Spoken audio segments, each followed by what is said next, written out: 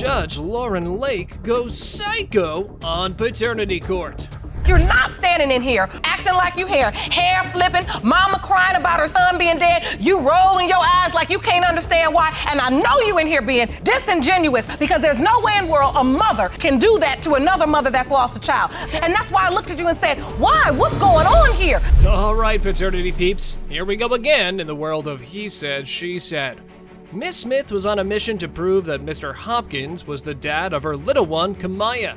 But surprise, surprise, Mr. Hopkins ain't buying it, and he's demanding a DNA test. Oh, and he's also trying to get back $2,500 in childcare expenses. Your Honor, I done do birthday parties for Kamaya. Her second birthday party I threw for her. I provided shoes, clothes for her. You see what I'm saying, Your Honor? You supposed to do that. Yeah, I'm supposed to, but at the same time, if we in the That's middle what of a real argument, man do. He don't sit and deny and complain about if we in the taking care middle of the an child. argument, ain't no real woman go throw up, oh yeah, she ain't yours. Every time we argue, you know what I'm saying? Here come Miss Smith's argument tactics, and her go-to move, telling him Kamaya might not be his kid during arguments.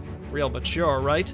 However, according to their relationship history, during the conception window, Miss Smith had a little slip-up with her ex during that time. And guess what? Her ex even sent Mr. Hopkins a letter claiming to be Kamaya's father. What a drag! Let's go to your next piece of evidence, Mr. Hopkins. This picture says, and it's also from the ex, Daddy's baby girl, Kamaya. He know that's his baby. He the one named Kamaya. Yes. But this man is claiming her. Your Honor, we both agreed on that she was gonna have my last name too. What happened to that, Miss Smith? What? Miss Smith's ex hasn't been kicked out of the Who's the Daddy Club by a DNA test just yet. Oh boy. But hold on to your doubts, folks, as if things weren't dramatic enough, there was another twist in the case that was sure to make baby mama's antics raise their eyebrows high. I had a C-section with Kamaya, so I was, off a lot of meds, and I didn't know that he was gonna put his name down on there. So your ex put his name down on Kamaya's birth certificate? I had a baby too. I don't remember being so high that somebody was gonna come into a hospital and sign my child's birth certificate claiming they were the father. That's right, Judge Lake. We all better investigate the situation. But as a leopard doesn't change its spots, Miss Smith said she's not playing games with both men and swears Mr. Hopkins was the dad. But things get complicated when they start talking about when she got pregnant. That's got Mr. Hopkins wondering if everything adds up. Mr. Hopkins, you say Kamaya was born when? October 15th. And you were on an involuntary extended stay when? I say like around the end of January, beginning of February. Based on this calendar, you do understand that you're not excluded being a possible father. You understand that, right? Yes, Your Honor. Oh boy, here comes the star witness, Mr. Hopkins' mom, Shirley Washup. She's got quite the tale to tell about Miss Smith's alleged wandering eye. And guess what? She even saw Miss Smith cozying up with another guy right around the time Kamaya was supposedly conceived. Get your popcorn ready, because this testimony is getting juicier by the minute. Be alive. Tell the truth. No, where you no, I was been? not at no Applebee's. Okay, That's so my now go story. ahead, Miss And Margaret. you know what? I try not to get in my kid. I got other sons. And my son done went through this before. He wanted a baby so bad. He done had a girl try to put a baby on him before when he was on extended vacation. I ain't got no room to take care of no kids, because I already got 8 or 9 of my own, plus 15, 20 grandkids. Well, what a surprise, folks. Mr. Hopkins' mom played the protective parent card. Mr. Hopkins was losing sleep over how the chaos might mess up his relationship with Kamaya and the upcoming baby. But just a video? There's the emotional touch added like sugar, spice, and everything nice by the baby mama. What's his name? Baba. What? So cute. And so your concern, Miss Smith, is that the results could potentially ruin that relationship your beautiful daughter has with the man she believes is her father. That she know all her life, the man that named her. And now, the moment we've all been waiting for, guys. Both parties are given one last chance to spill the beans before the big reveal of those oh-so-mysterious DNA results. Fasten your seatbelts as the tensions were running high. Here's how it went down. Mr. Hopkins, you are not Kamaya's father. It's gonna be all right, baby. I'm sorry. That's all you gotta say is you sorry. You need to tell her you sorry, man. For real. Not me, her. In a surprising turn of events, Mr. Hopkins' mother returns to the paternity court for round 2, this time for her son's second child's trial. However, there's a shocking twist. Mr. Hopkins himself is absent from the proceedings. Any guesses for the reason behind his absence? A heartbreaking revelation that he has passed away since the first paternity test. Ms. Washup, you previously appeared in this courtroom with your son regarding the paternity of the defendant's daughter. Yes, ma'am. Previous time you were in this courtroom, Yes. It was determined that your son was not the child's biological father. A few weeks after I sent you away for that prenatal test, your son was tragically killed. Yes. I'm very sorry. So guys, we're back in the drama-filled paternity court, and with us, Miss Smith's also back, claiming Mr. Hopkins is the dad of her toddler, Jovan Jr. She's all about those DNA results today. But hold your hats, because Mr. Hopkins' mom, Miss Washup, was here casting doubt left and right. There's a part of you that wants Yes. this baby to be your grandchild. Sure do. I still have a part of him here. And I know he wanted his son, he wanted one, and hopefully this is his, and I'll feel at ease. But I don't want to be attached, and then you just up and snatch him out of my life anytime you pleases. Well, our alleged granny did share her hope that the child is her grandchild, and she still feels a connection to her late son through the child. Talk about a psychic testimony! However, Miss Washup mentions a reluctance to get attached to the child due to uncertainty. Well, we can't blame her after the first test results. I didn't even know she had the baby until I seen pictures on Facebook, like when he was like 2-3 months old. So when you did go into labor, Miss Smith, and you know for certain that this is your child's family, you didn't call and say, I just want to let you know I'm going into the hospital? Actually, I called her and gave her the wrong date that I was having a C-section. On purpose? On purpose. On purpose, yes, I did. Seems like the baby mama might need a memory jog on what happened last time. It's like an unwanted guest that just won't leave. But hold on tight, because it looks like Judge Lake had a key to the attic, ready to dust off those old memories.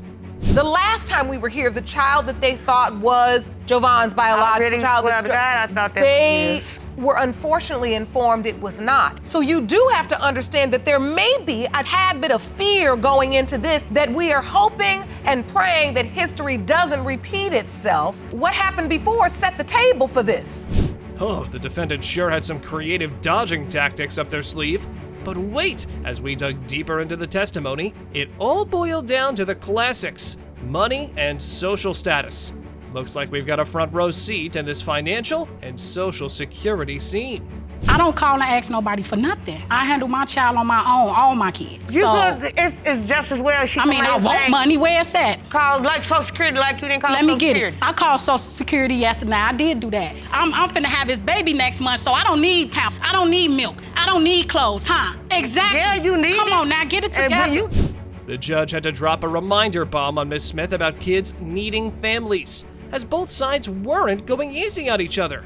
As our defendant was not too keen on dealing with Miss Washup, for her, it's all about protecting the little one from the heartache of his dad's passing. Aw, that was just sad. If you go have the beat, then tell it. You in the courtroom. You're not standing in here acting like you hair flipping, mama crying about her son being dead. You rolling your eyes like you can't understand why. And I know you in here being disingenuous, because there's no way in the world a mother can do that to another mother that's lost a child. And that's why I looked at you and said, why? What's going on here? With ample testimony in the books, it was high time for the paternity puzzle to be solved and put this blame game to rest. After all that drama and finger-pointing wasn't doing anything good for the baby's well-being. So brace yourselves for the grand finale, the DNA results. Mr. Hopkins Is the father. Go on and say it, I'm ready. is the father. Thank you, baby. That's your grandchild. Miss Smith, you've come to this courtroom to prove and to show that your assertion is true. That is Jovan's biological child. Keep your volume up for this one. Miss Allen's like, I hope the DNA magic can finally prove Adriana's dad is Mr. Brewer, and we can all live happily ever after. But hold on to that fairy tale, viewers. Mr. Brewer's got his medical degree from the School of Doubts, saying it's impossible he's the dad. Stay tuned to see if science can untangle this mess. So tell me why you have this doubt. One day her phone went off and I was like, what's going on, you know? So I ended up looking at the phone. And when I looked at the phone, it was one of her friends' name. But when I started reading, it wasn't no friend. Oh. It was another man. So And what did the text message say? one of the text messages that I read was like, you know, I don't want to wear a condom. Mr. Brewer's got his detective hat on, claiming he stumbled upon some fishy text messages on Miss Allen's phone, hinting at some secret rendezvous with other fellas. But wait, Miss Allen isn't the one to back down. She fires back, accusing Mr. Brewer of his own suspicious late-night chats with an old flame during her pregnancy. The drama just keeps on coming. So you playing a game for tit for tat, but you keep losing.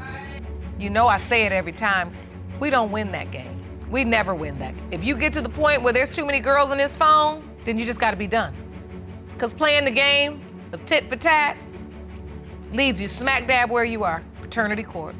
Well, it was getting heated. Miss Allen's not having any of Mr. Brewer's doubts, insisting she's as pure as the driven snow and didn't do anything he's accusing her of. But then, things take a wild turn when Mr. Brewer drops the bombshell about a supposed video of Miss Allen getting busy with other guys during a work break. Drama alert!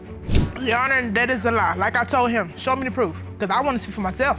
He wouldn't show me, so I have no idea what he's talking about. And I asked myself, which female told you that? So I can tell her to show me.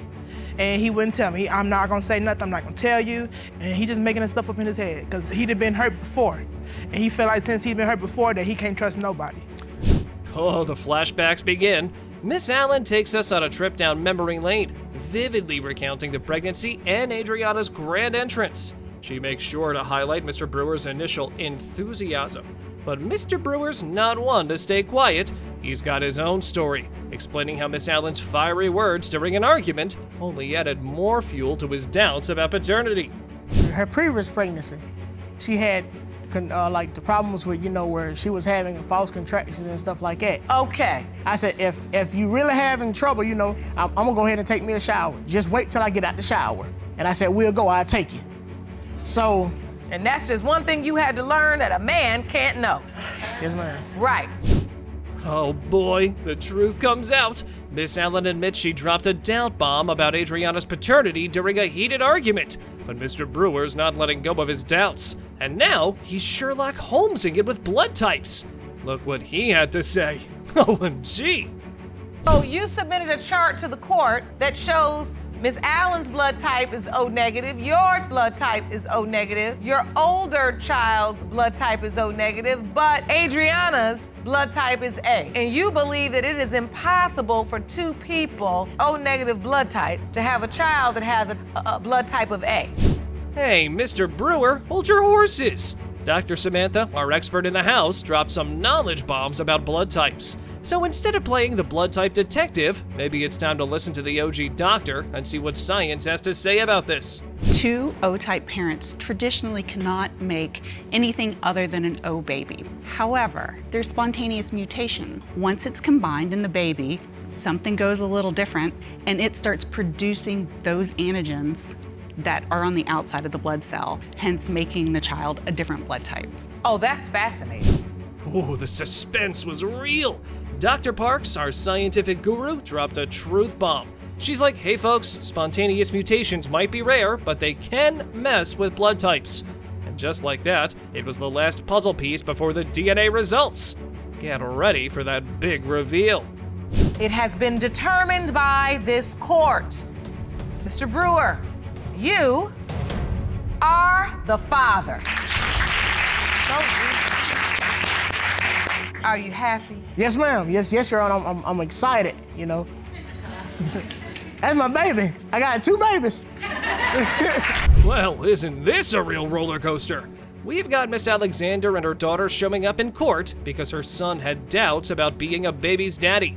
But wait, just when things were heating up, he goes and dies in an accident 2 weeks later. Talk about timing. And apparently, he'd already contacted the court for a DNA test. Well, Your Honor, I came here on behalf of Nicholas. He had started this process about 2 weeks before he died, had called the court for a paternity test. your son had reached out to paternity court. He certainly did. Because he had an issue he wanted to resolve here. Absolutely. In the unfolding scenario, Miss Alexander reveals that during the baby's birth, there were initial concerns regarding its paternity. Surprisingly, Nicholas, her son, embraced the child and even cradled him in his arms. However, doubts began to creep into his mind. Nick, I felt like was playing two sides. He would say that, you know, he was sure about it, but then at the same time, he wasn't sure. You know what I mean? I felt like he just knew that me and my mother wasn't going to just jump the gun just like he did. You know what I mean? As far as accepting William. Well. In this juicy tale, Miss Alexander believes Nicholas tried to be a responsible father. But guess what? Miss Jackson couldn't get that paternity test because Nicholas refused to cooperate without a child support case. It turns out Miss Jackson had dropped hints about other possible baby daddies. Talk about a can of worms. Are you certain as you stand here today that the father out of those two possibilities would be Nicholas? Yes, I felt in my heart that Nick is my baby father. He also felt that. I've never told them that it was more than two people. It's always been him and the other dude. Because I did have a one-night stand with the other dude a couple of weeks before my birthday, and I did indeed sleep with Nick the day after my birthday. Not only does the defendant have her own drama, but she brings in her big mama to add fuel to the fire and take sides. Mama claims that the deceased son himself signed the birth certificate.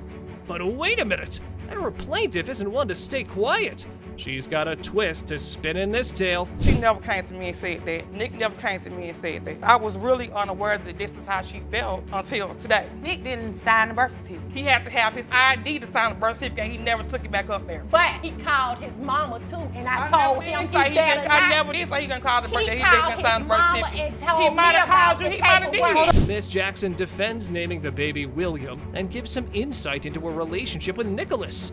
But the judge ain't buying it.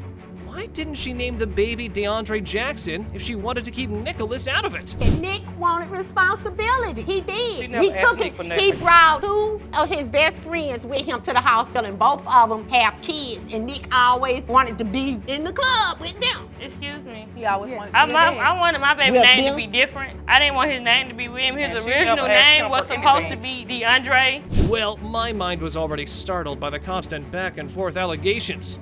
One thing's for sure in this courtroom, blaming never wins you any score. So why don't we just cut to the chase and focus on the DNA results? Bring some closure to not just the mommy standing here, but to the deceased soul as well. It has been determined that Mr. Nicholas Alexander is not the father. I wish it would have been different too, April.